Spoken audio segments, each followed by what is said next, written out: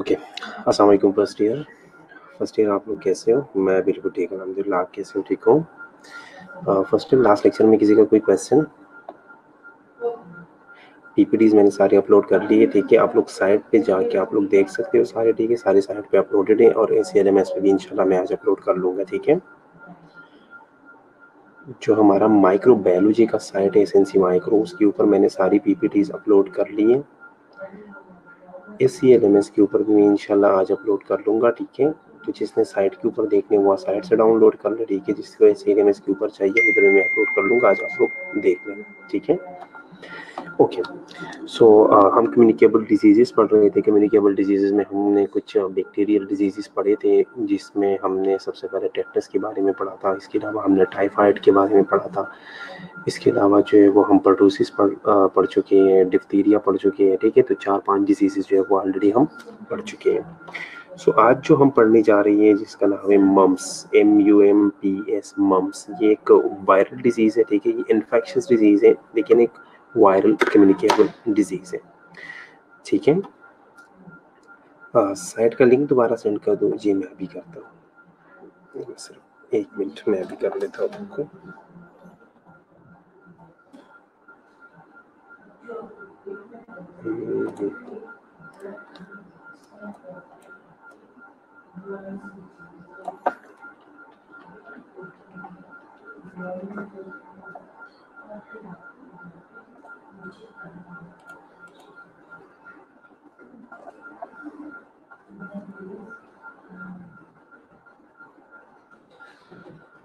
ये आप लोगों का लिंक है, ठीक है सर। ये टर्म्स एटियोलॉजी, एटियोलॉजी का मतलब होता है, एटियोलॉजी का मतलब होता है कॉजेस, ठीक है। Etiology mean causes. मिट्स का रिजल्ट लुबाइना, मैंने मिट्स का रिजल्ट आप लोगों को सेंड किया था, ग्रुप में मैंने शेयर किया था। अच्छा, ये लिंक है, ये लिंक अपने पास सेव रखो, ठीक है। अपने पास लिख लो कहीं पे, ठीक है, क्योंकि ये आप लोगों का लिंक है, आप लोग यूज़ करने हैं। कॉलेज में आप लोगों को मैंने सेंड किया था रिजल्ट, आप लोगों को मैंने सेंड किया था ग्रुप में मैंने शेयर किया था, शायद आप लोगों ने देखा भी होगा, ठीक है।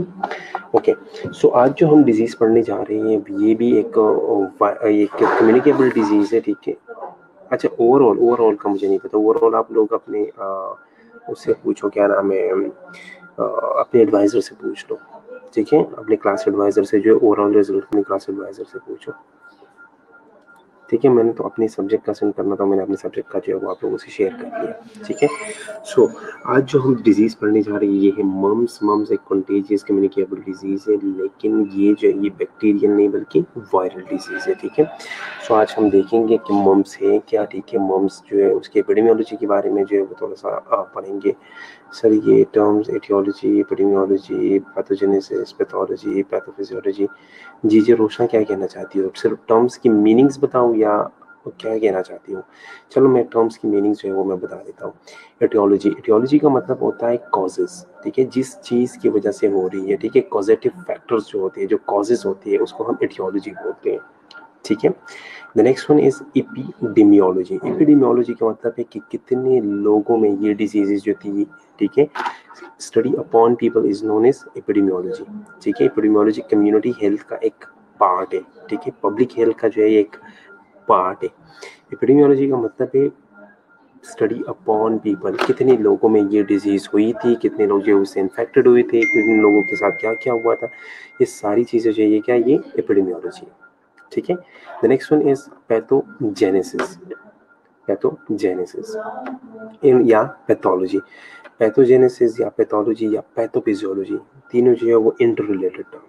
इंटर रिलेटेड पैथोजेनेसिस का क्या मतलब है?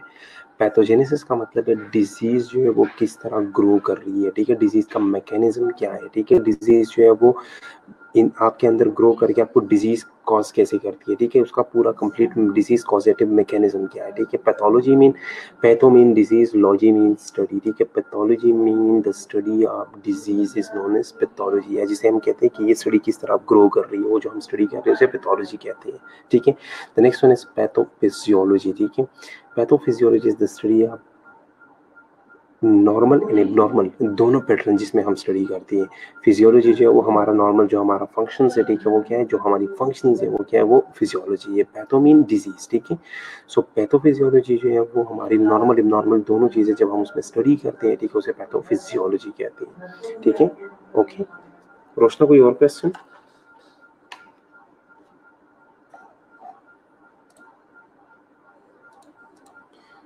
जी निदा, क्या कहना चाहती हो आप? निदा क्या कहना चाह रही हो?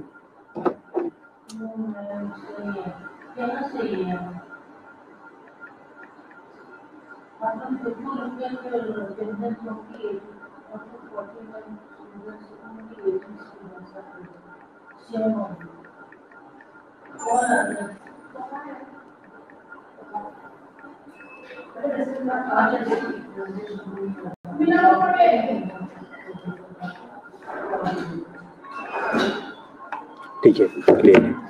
ओके, पैथोजेनेसिस मिनाहिल कह रही है पैथोजेनेसिस जो है वो अगेन बता दे। पैथोजेनेसिस का ये मतलब है कि डिजीज जो है वो किस तरह ग्रो कर रही है, डिजीज का जो मैकेनिज्म है, डिजीज जो आपके अंदर ग्रो कर रही है, ठीक है, जो डिजीज का मैकेनिज्म है वो असल में क्या है, ठीक है, इसे हम पैथोजेनेसिस बोलते हैं, ठीक है।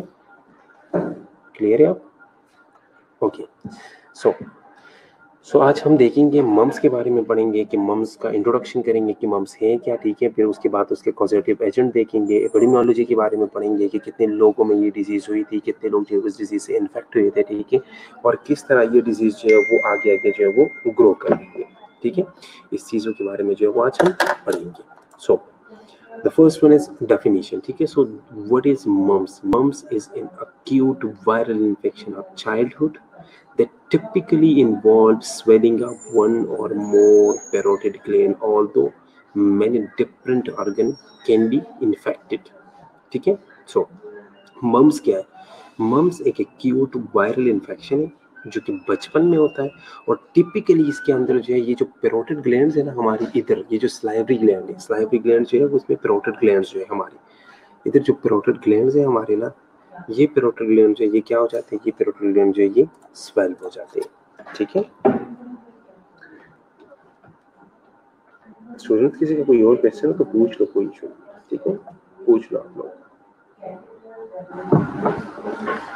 ठीक है। सो ये जो हमारे पेरोटिड ग्लैंड्स होते हैं ना, जो हमारे असल में स्लाइवरी ग्लैंड्स है, ठीक है, स्लाइवरी ग्लैंड्स का एक टाइप है, ठीक है, पेरोटिड ग्लैंड। इसकी इसमें से एक या दोनों जो है वो स्वेल हो जाती है, ठीक है, उसे हम क्या कहते हैं, उसे हम मम्स कहते हैं, ठीक है, या स्लाइवरी ग्लैंड या जो पेरोटिड ग्लैंड जिसकी हम बात कर रहे हैं, पेरोटिड ग्लैंड के अलावा जो है वो बाकी ऑर्गन्स जो है वो भी इन्फेक्ट हो सकते हैं, ठीक है। मम्स जो है ये एक्यूट वायरल इन्फेक्शन है जो कि बचपन में होता है, और टिपिकली इसके अंदर जो पेरोटिड ग्लैंड्स है उसमें उस पेरोटिड ग्लैंड एक पेरोटिड या दोनों पेरोटिड ग्लैंड्स की जो है वो स्वेलिंग हो जाती है, और इसके अलावा बाकी ऑर्गन्स जो है वो इन्फेक्ट हो सकते हैं, ठीक है। So the next one is etiology. What is etiology? ठीक है, etiology mean causes, causative agent कौन सा है, ठीक है, किस चीज की वजह से जो है वो कॉज हो रही है ये डिजीज।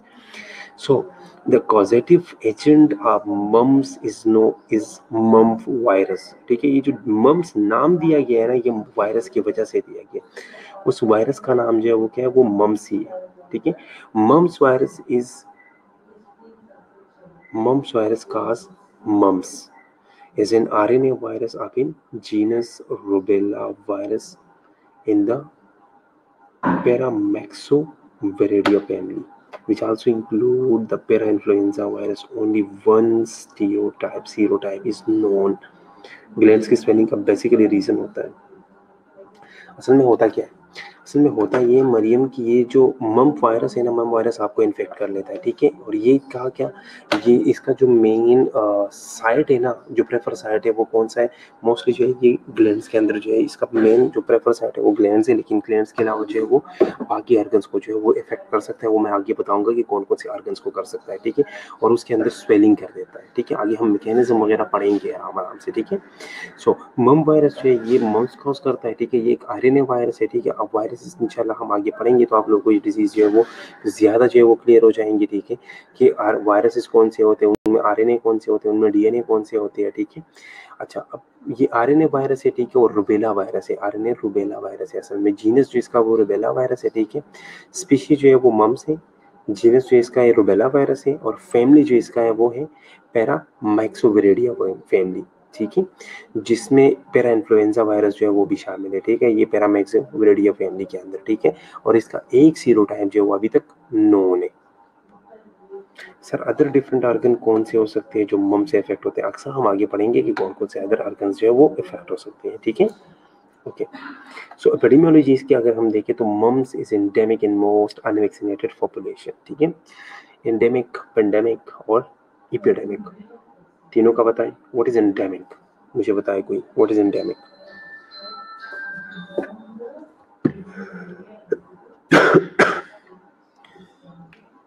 व्हाट इज एंडेमिक, कोई मुझे बताएगा what is endemic.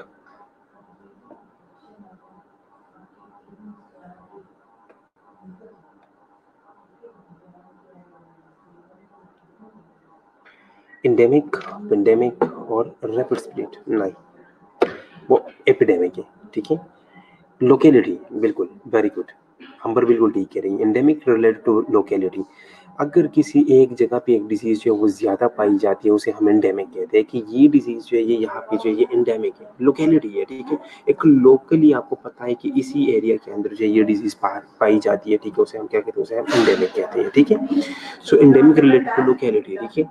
So mumps is endemic in most unvaccinated population, वो एरियाज जो अनवैक्सीनेटेड है, जिसमें लोगों ने वैक्सीन नहीं कराई, ठीक है, वो इन उन एरियाज के अंदर जो है जिन्होंने मम्स की वैक्सीन नहीं ली, ठीक है, उन एरियाज के अंदर जो है ये डिजीज पाई जाती है, ठीक है।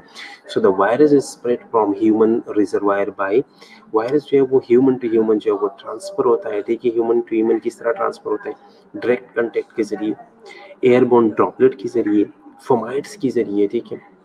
वो फोमाइट्स जिसके अंदर जो है जो सलाइवा से कंटामिनेटेड हुई है स्पेशली, ठीक है। फोमाइट्स कौन से, फोमाइट्स वो जो फोमाइट्स हमारी वो नॉन लिविंग थिंग्स है, ठीक है। फोमाइट्स जो है वो हमारे वो ऑब्जेक्ट्स है जिनके साथ हमारा रोज का कॉन्टेक्ट होता है। फॉर एग्जाम्पल एक बाल फोन जो है ये क्या है, ये फोमाइट है।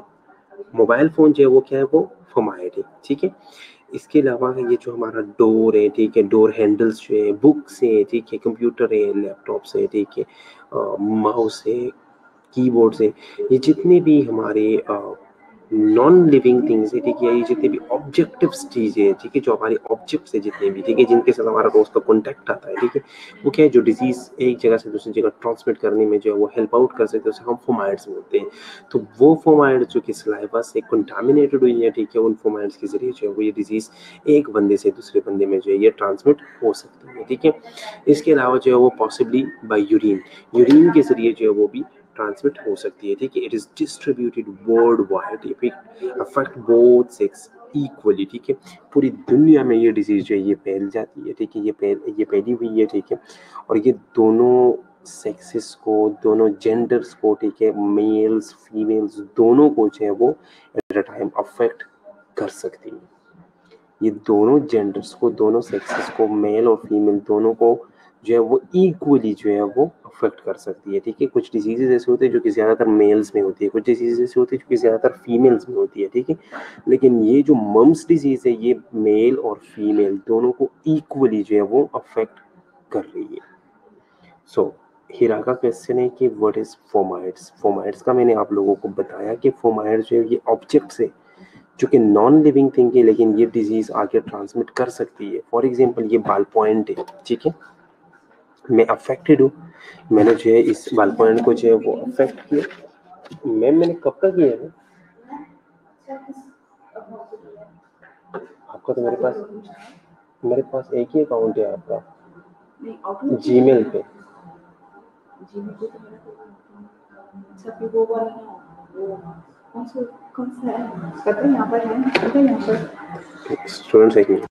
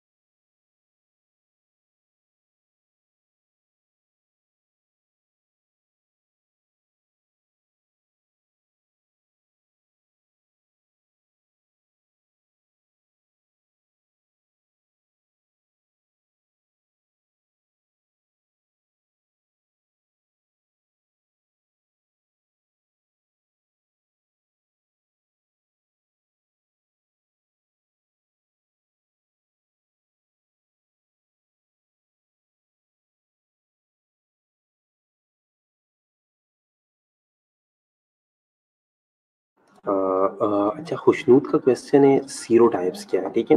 सीरोटाइप्स क्या है? सीरोटाइप्स असल में ना सिंगल स्पीशीज के साथ एक ग्रुप, सिंगल स्पीशीज का एक ग्रुप जो होता है ना माइक्रो ऑर्गेनिज्म का, उसे हम सीरोटाइप्स कहते हैं, ठीक है।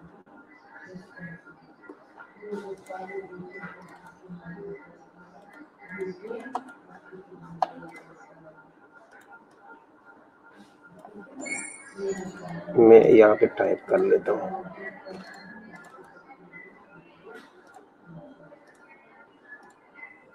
Serotype are grouped within a single species of microorganisms such as bacteria or viruses. Single species of microorganism के अंदर जो ग्रुप होता है ना within, ठीक है, उसे हम सीरोटाइप्स बोलते हैं, ठीक है। डिफरेंट सीरोटाइप्स होते हैं, वो आगे हम इंशाल्लाह वायरोलॉजी पढ़ेंगे ना, उसमें इंशाल्लाह आप लोगों को जो है वो ज़्यादा क्लियर हो जाएगा, ठीक है। लेकिन ये डिजीज़ में इसलिए इधर पढ़ा रहा हूँ कि ये डिजीज़ जो है ये सारी जो कम्युनिकेबल डिजीज़ या जो इन्फेक्शस डिजीज़ है ये सारे ख़त्म हो जाएंगे, ठीक है। अगर आप लोग कहते हो कि नहीं बैक्टीरियल डिजीज़ जो वो हमने ख़त्म कर लिया, अब वायरल डिजीज़ जो है वायरोलॉजी के बाद पढ़ेंगे, तो वो भी मुझे कोई इशू नहीं है, इसी तरह कर लेंगे, ठीक है।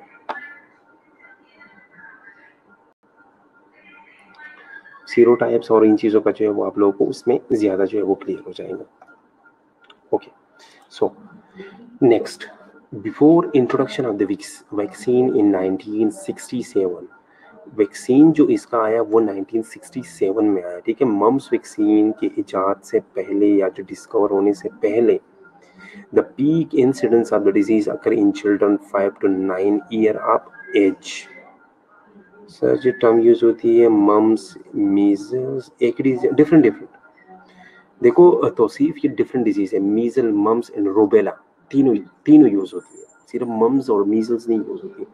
तीन डिजीजेज है जो कि एक साथ यूज होती है, जिसे हम कहते हैं मीजल, मम्स एंड रूबेला, ठीक है। तीनों एक साथ क्यों यूज होती है? तीनों एक साथ यूज होने का ये एक मकसद है, ठीक है। इनका जो वैक्सीन बनता है ना वो एक कंबाइन बनता है, MMR जिसे हम कहते हैं। MMR वैक्सीन का नाम सुना होगा, या आप लोगों के घरों में जो है वो बच्चे होंगे, ठीक है। बच्चों को जब हम वैक्सीनेशन कराते हैं, ठीक है, उनको एक कार्ड मिलता है, उस कार्ड के ऊपर सारे वैक्सीन, उसके ऊपर जो है वो सारा कंप्लीट टाइम स्केड्यूल के हिसाब से जो वो सारा कुछ जो वो मेंशन होता है, ठीक है। कंप्लीट स्केड्यूल के हिसाब से जो वो सारा कुछ मेंशन होता है। तो MMR तीनों यूज होते हैं, ठीक है। तो सिर्फ दो यूज नहीं होती बल्कि तीन यूज होते हैं, जिसे हम MMR कहते हैं, ठीक है। MMR का मतलब है मीजल, मम्स एंड रूबेला, तीन डिजीजेस है, ठीक है। मीजल, मम्स एंड रूबेला, जिसमें हम अभी मम्स पढ़ रही हैं, उसके बाद हम मीजल्स भी पढ़ेंगे, उसके बाद हम रूबेला भी पढ़ेंगे, ठीक है। ये तीन डिजीजेस है, मीजल, मम्स एंड रूबेला। इन तीनों का जो वैक्सीन बनता है ना असल में वो कंबाइन बनता है, इस वजह से जो है ये तीनों नाम जो है वो एक साथ लिए जाते हैं, जिस तरह जो है वो DTAP लिए जाते हैं, ठीक है। डिप्थीरिया, टेटनस एंड पर्टुसिस, ठीक है। DTAP, ठीक है, ये तीनों भी एक साथ लिए जाती है, डिप्थीरिया, टेटनस एंड पर्टुसिस, ठीक है। ये तीनों एक साथ लिए जाते हैं क्योंकि उसका वैक्सीन जो है वो एक बनता है, ठीक है।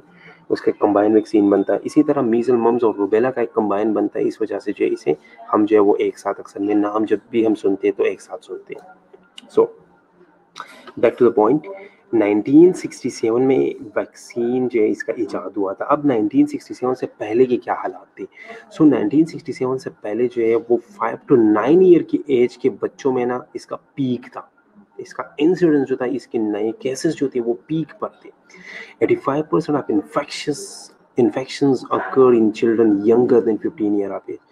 और 15 ईयर अगर बाद में देखा गया तो 85% बच्चे ऐसे थे जो सारे लोग इन्फेक्टेड थे ना, उनमें 85% बच्चे ऐसे थे ना कि वो 15 ईयर एज से जो है वो नीचे थे। ठीक है, अब आप लोग कहोगे कि ऊपर जो है वो 5 to 9 ईयर है। ठीक है, इधर जो है वो हम 15 ईयर से नीचे की बात कर रहे हैं। ठीक है, अब ऊपर जो 5 to 9 ईयर एज की बात हो रही है, ये पीक इंसिडेंस की बात हो रही है। इंसिडेंस का मतलब है एक्यूट आउटब्रेक। इंसिडेंस का मतलब है एक्यूट आउटब्रेक। इंसिडेंस का मतलब है न्यू केसेस।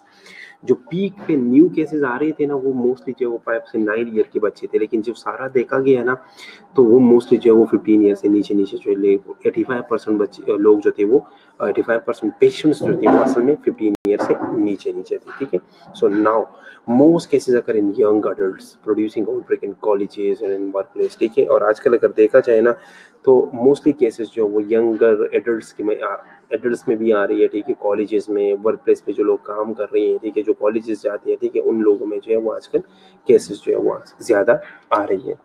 ठीक है, next, outbreak appear to be primarily related to the lack of immunization, especially in under-immunized cohort of children born from 1967 to 1977, rather than to waning to immunity। यहाँ तक कोई question? यहाँ तक अगर कोई क्वेश्चन है तो पूछ लो, नहीं तो फिर मैं आगे चलता हूँ।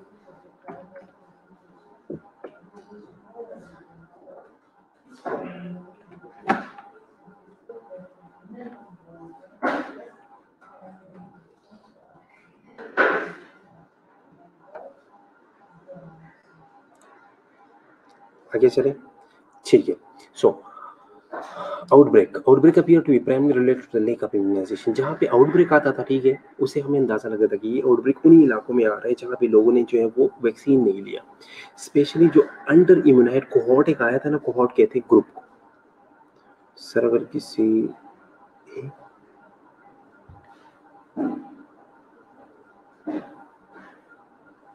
और वो आप समझ नहीं आई क्या कहना चाहती है?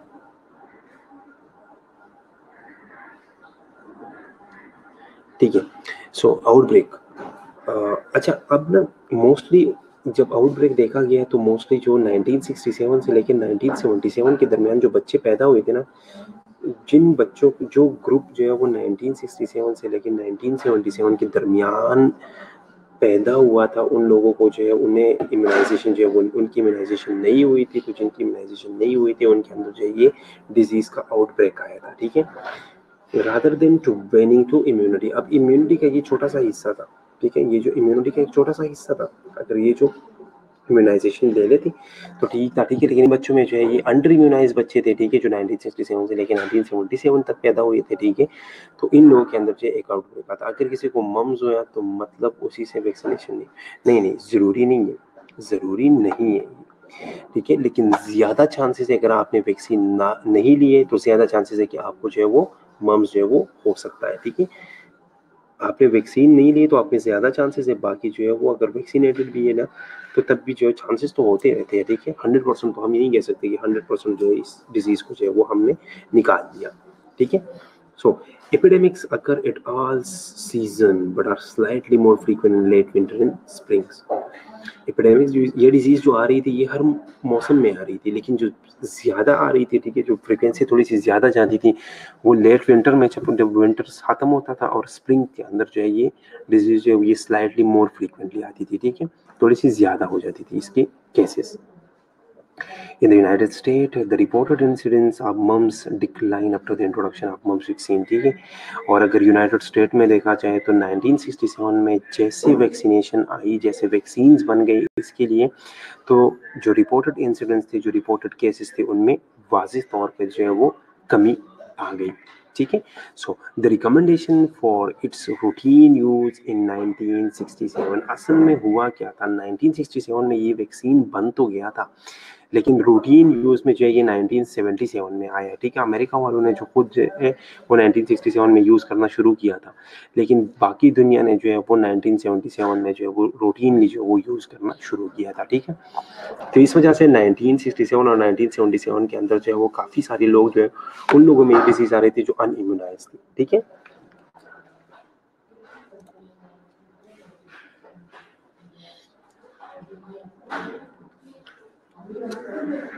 So,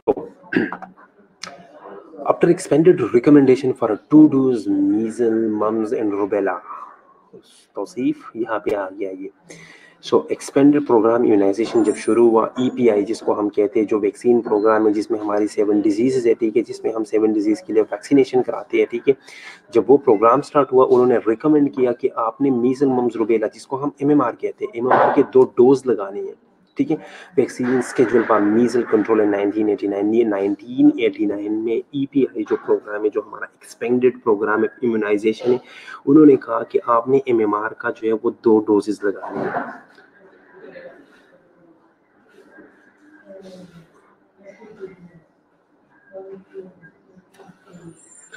ठीक है मरियम, मैं लिंक दोबारा सेंड कर रहा हूँ।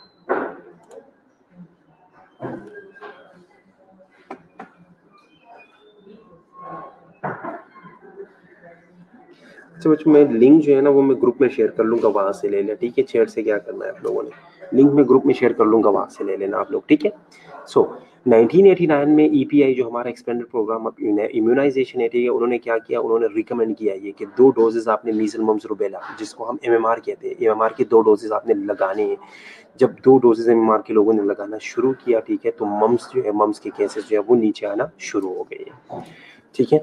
Virus is being isolated from saliva as long as 6 days before and up to 9 days after appearance of salivary gland swelling. जब ये डिजीज हो जाती है आपको, ठीक है, साइन सिम्टम आना शुरू हो जाती है, फीवर हो जाता है, बाकी सारी चीजें, ठीक है। स्लाइवरी ग्लैंड, ये जो पैरोटिड ग्लैंड्स है, इसकी स्वेलिंग से 6 दिन से पहले और स्वेलिंग के 6 दिन बाद आप अगर स्लाइवरी ग्लैंड को टेस्ट कर लो तो आपको उसके अंदर ये वायरस मिलेगा, ठीक है। पैरोटिड ग्लैंड स्वेलिंग से 6 दिन पहले और 9 दिन बाद तक, ये जो 15 डेज का टाइम है ना, इसके अंदर आप अगर स्लाइवा को चेक कर लो तो आपको ये वायरस उसके अंदर मिलेगा। Transmission does not seem to occur more than 24 hours before the appearance of the swelling or later than 3 days after it is subsided. Transmission जो है, ये डिजीज जो दूसरों को ट्रांसमिट आप कब कर सकते हो, अपीयरेंस स्वेलिंग से 24 घंटे पहले और 3 दिन बाद, ये मतलब ये जो 4 दिन का टाइम है ना, इसके अंदर आप ये डिजीज जो है ये दूसरों को ट्रांसमिट कर सकते हो। उसके बाद जो ये सबसाइड हो जाते हैं, उसके बाद जो ये आप दूसरों को ट्रांसमिट नहीं कर सकते, सिर्फ आपके अंदर जो साइन सिम्टम्स है ये आते हैं, ठीक है। Virus is been isolated from urine from the 1st to 14 day after the onset of salivary gland swelling। जैसे salivary gland जो है वो स्वेल हो जाती है, उस दिन से लेके 14 दिन तक जो है आप अगर यूरिन टेस्ट कर लेते हो, ठीक है, तो यूरिन के अंदर आपको ये वायरस मिलेगा। यहाँ तक समझ आ गई? इस स्लाइड की समझ आ गई? इस स्लाइड थोड़ा मुश्किल है, दोबारा देख लो, दोबारा सुन लो।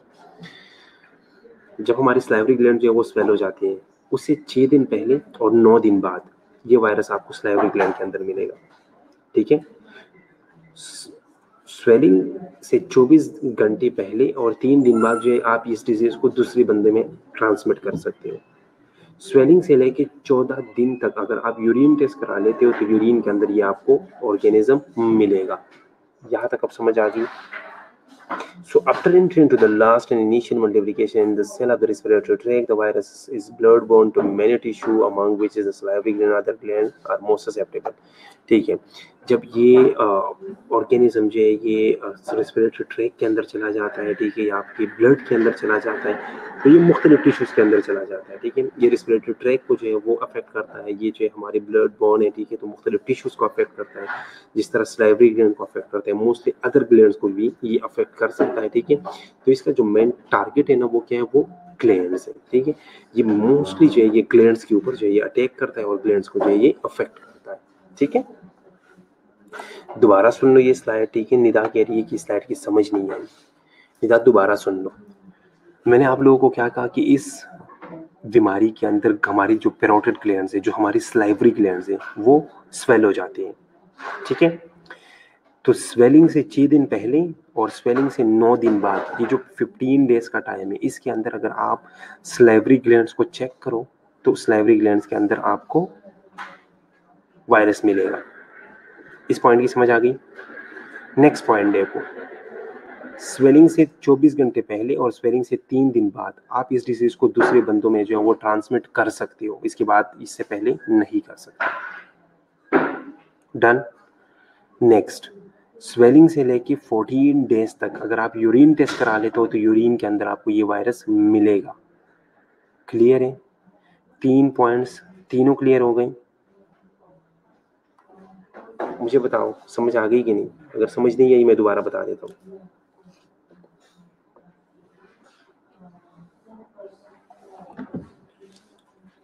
निदा मुझे बताओ, तीनों पॉइंट्स की समझ आ गई आपको? नहीं आई तो मैं दोबारा बता देता हूँ।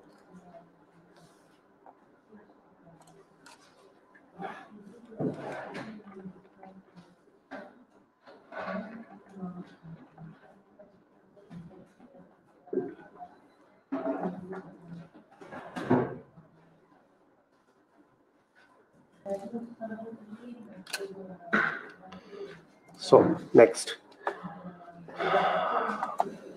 Okay okay okay okay, second point repeat कर दो। सेकंड पॉइंट का मतलब ये है कि जब हमारे ग्लैंड्स, पैरोटिड ग्लैंड्स स्वेलिंग से 24 घंटे पहले, मतलब 1 दिन पहले और 3 दिन बाद, ये जो 4 दिन का टाइम है, 1 दिन पहले का और 3 दिन बाद का, ये जो 4 दिन का टाइम है, इन 4 दिनों में आप ये डिजीज जो है ये किसी और को ट्रांसमिट कर सकते हो। इससे पहले या इससे बाद जो है वो आप नहीं कर सकते।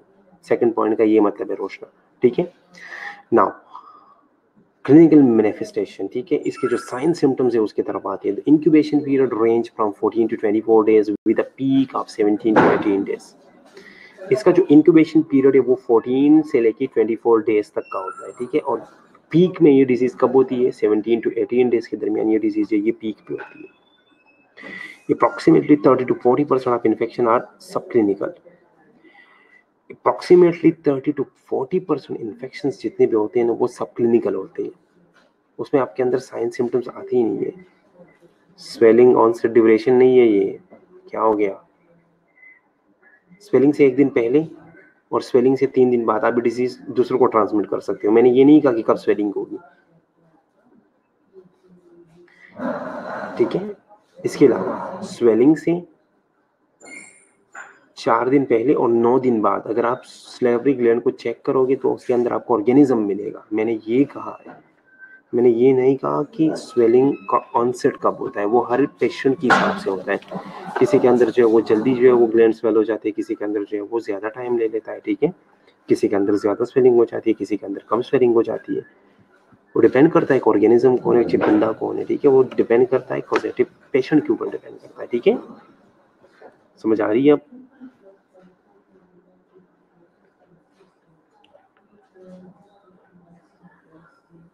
ऑनसेट ऑफ स्वेलिंग जो है वो डिपेंड करता है ऑर्गेनिज्म पे, पेशेंट के ऊपर।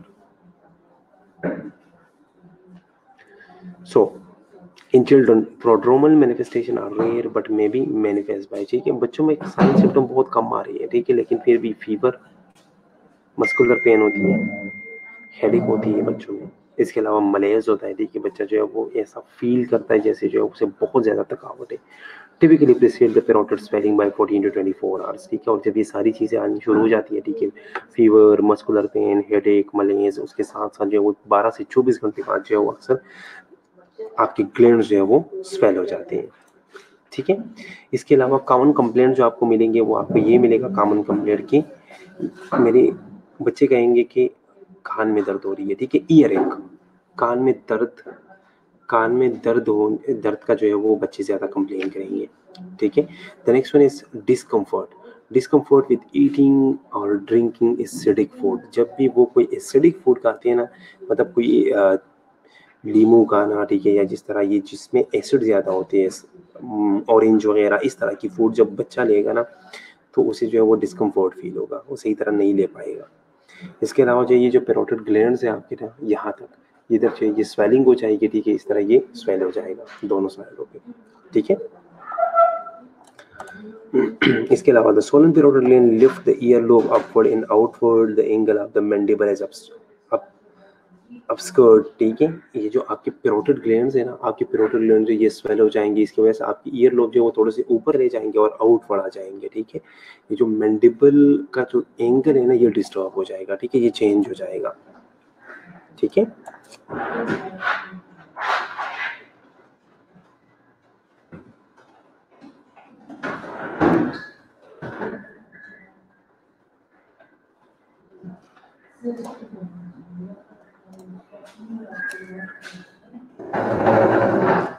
समझ आ रही है आप लोगों को?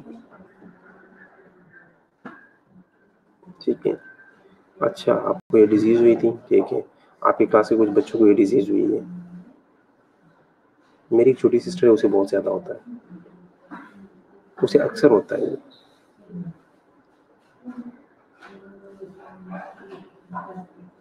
लेकिन उसे एलर्जी है किसी चीज से, उस वजह से अक्सर उसे होता है, ठीक है। So the swollen parotid glands, अच्छा ये जो सोलन पैरोटिड ग्लैंड है उसकी असल में ये जगह स्वेल हो जाती है तो आपके कान जो है वो थोड़े से ऊपर चले जाते हैं और बाहर निकल आते हैं। ये जो आपका एंगल बनता है ना, ये जो मैंडिबल का एंगल बनता है, ये जो ये अपस्कर्ट हो जाता है। अपस्कर्ट का मतलब जो ये गैर वाज़ेह हो जाता है, ठीक है। ये जो है ये ऐसा हो जाता है जो जिसमें आपको पता नहीं चलता कि ये एक वाज़ेह एंगल है, ठीक है। ये फेड हो जाता है। The opening of the Stensen duct on the buccal mucosa is edematous and erythematous, ठीक है। ये जो स्टेंसन डक्ट्स होते हैं ना, स्टेंसन डक्ट्स कौन सी है? स्टेंसन डक्ट्स जो पैरोटिड ग्लैंड से ये जो स्लाइवा निकालता है, ठीक है, उसमें एडिमा हो जाता है, ठीक है, और इरिथमेटस हो जाती है, बिल्कुल रेडनेस हो जाती है वहाँ पे, ठीक है। इसके अलावा जो है आपकी ट्रिस्मस भी हो सकता है। ट्रिस्मस किस डिजीज में हो रहा था? ट्रिस्मस जो है वो हमने टेटनस में पढ़ा था कि आपका जो ये जो मसल्स है, ये जो फेशियल मसल्स है, ठीक है, इसके अंदर ये जो जॉ के मसल्स है, जॉ के मसल जब स्पेजम उनमें हो जाता है तो इसमें इसे हम क्या कहते हैं? हम ट्रिस्मस कहते हैं। तो आपको ट्रिस्मस भी हो सकता है, ठीक है। ये देखिए आप, ये इस बच्चे को देखिए आप, इधर जो है ये जगह स्वेल हो चुकी है, ये जो है इधर भी स्वेलिंग हुई है।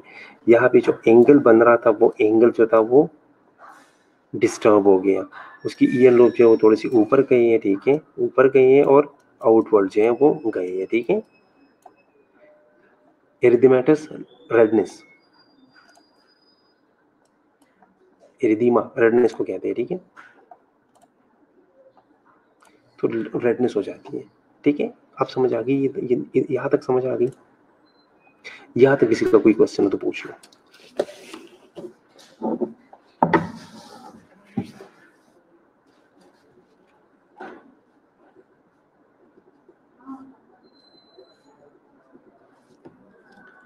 यहाँ तक किसी बच्चे का कोई भी क्वेश्चन हो तो पूछ लो। सेकंड पॉइंट का लास्ट स्लाइड का बता दी, ठीक है। निदा दोबारा सुन लो। Second point, the opening of Stensen duct on the buccal mucosa is edematous in erythematous, ठीक है।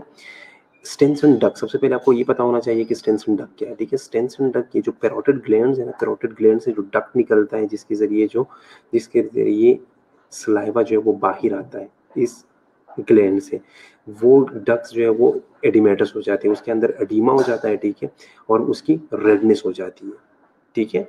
आ गई समझ?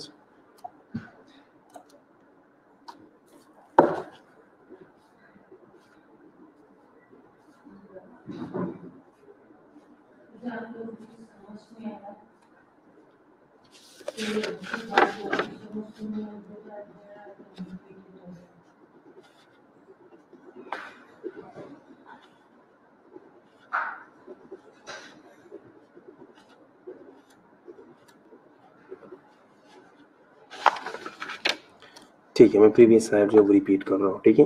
हीरा मैं दोबारा रिपीट कर रहा हूँ, सुन लो। द सोलन, अच्छा आपकी जो इधर पैरोटिड ग्लैंड यहाँ पे मौजूद है, ठीक है। आपके पैरोटिड ग्लैंड जो वो स्वेल हो जाते हैं। जब पैरोटिड ग्लैंड स्वेल हो जाते हैं ना तो ईयर लोब से वो ऊपर चले जाते हैं और आउटवर्ड आ जाती है, ठीक है। आपके कान जो है वो थोड़ी सी ऊपर होके आउटवर्ड चले जाते हैं, ठीक है। तो ये जो मैंडिबल का एंगल बनता है ना, एक एंगल बनता है, ठीक है, इस तरह का एक एंगल बनता है। ये एंगल जो है ये अपस्कर्ट हो जाता है, गैर वाज़ेह हो जाता है, ठीक है। फिर आपको पता नहीं चलता कि यहाँ पे कोई एंगल है, ठीक है। फर्स्ट पॉइंट की समझ आ गई। नेक्स्ट पॉइंट देखो, फिर जो स्टेन्स एंड डक्ट्स है ना, जो स्टेन्स एंड डक्ट्स है जिसके ज़रिए ये सलाइवा जो है वो बाहर निकलता है, उसकी ओपनिंग के ऊपर जो है वो क्या हो जाता है, वो एडिमा हो जाता है, ठीक है। एडिमा बन जाता है, एडिमेटस हो जाता है और रेडनेस हो जाती है वहाँ पे। इसके अलावा जो आपके मेस्टिकेटरी मसल्स है, ठीक है, जिसकी जो चीविंग मसल्स है, जो आपकी गम के मसल है, ठीक है, ये जो आपके गम की नहीं, जो आपकी जो क्या कहते हैं जॉ के मसल्स है, ठीक है, जॉ के मसल जो है वो सारे क्या हो जाते हैं, उसमें स्पैज्म हो जाता है, उसकी वजह से जो आपको ट्रिस्मस भी हो जाता है, जिसको हम लॉक जॉ भी कहते हैं, ठीक है। अब समझ आ गई आपको।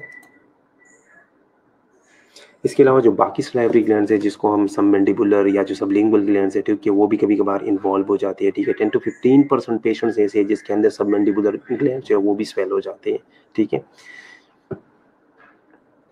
प्रेस्टर्नल एडीमा कैन बी नोटेबल। इतना एडीमा होता है ना कि आपको बिल्कुल पता चलता है कि हाँ यहाँ पे जो है वो एडीमा, यहाँ पे स्वेलिंग हुई है, ठीक है।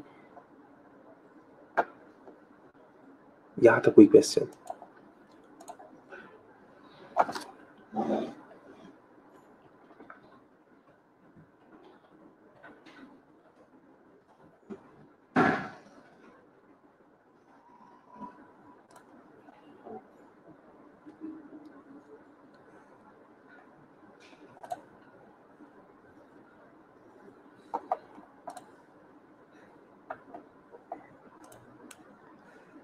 मोस्ट पेरोटल ग्लैंड, जी जी बिल्कुल, मोस्ट जो है वो पेरोटल ग्लैंड इंक्लूडेड, ठीक है। 10 to 15% लोग ऐसे जिसमें सबमैंडिबुलर जो है वो या सबलिंगुअल जो है वो इन्वॉल्व हो जाता है, ठीक है। जो आपका प्रीस्टर्नल एडीमा है, ठीक है, वो भी नोटिफाइबल, ठीक है। ये जो प्रीस्टर्नल एरिया है ना, जो स्टर्नम के ऊपर है, ठीक है, जो स्टर्नम से थोड़ा सा पहले आ रहा है, ठीक है, ये जो प्रीस्टर्नल एरिया है, इसके अंदर जो है ये एडीमा भी हो जाता है, ठीक है।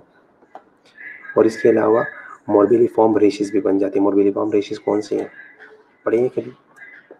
मॉर्बिलिफॉर्म रेशेस कौन से हैं?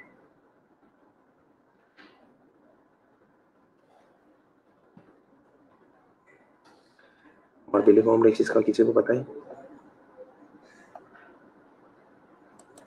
मॉर्बिलिफॉर्म रेशेस वो रेशेस होते हैं जिसके बिल्कुल रेड कलर के रेशेस होते हैं, ठीक है, लेकिन थोड़े से ऊपर होते हैं, इस तरह थोड़े से आउटवर्ड होते हैं। फॉर एग्जांपल जब हमें चोट लगती है किसी बारीक चीज़ से, नाखून से, या जो है वो किसी लड़कियों का अक्सर बैंगल्स वगैरह से, चूड़ियों वगैरह से जब चोट लगती है, ठीक है, इस तरह एक लाइन बन जाता है, ठीक है, एक रेश बन जाता है रेड कलर का, थोड़ा सा ऊपर को होता है वो। अगर आप उसको इस तरह देखो ना तो स्मूथनेस नहीं रहती, उसको ना थोड़ा सा आउटवर्ड होता है, उसको मॉर्बिलिफॉर्म रेशेस कहते हैं, ठीक है। तो मम्स इन्फेक्शन के साथ कभी कभार जो मॉर्बिलिफॉर्म रेशेस जो है वो भी बन जाती है, ठीक है। सिस्टमिक सिम्टम्स भी आते हैं, जिस तरह फीवर हो गया, ठीक है, लेकिन ये चीज़ें जो है ये 3 से 5 दिन के अंदर जो ये रिजॉल्व हो जाती है, ठीक है। पैरोटिड ग्लैंड्स की जो स्वेलिंग है वो 7 से 10 दिन तक जो वो लेते हैं, ठीक है। एडोलेसेंस और अडल्ट्स के अंदर मोर सिवियर सिम्टम्स जो वो आ सकती है बच्चों से ज़्यादा, ठीक है। यहाँ तक कोई क्वेश्चन?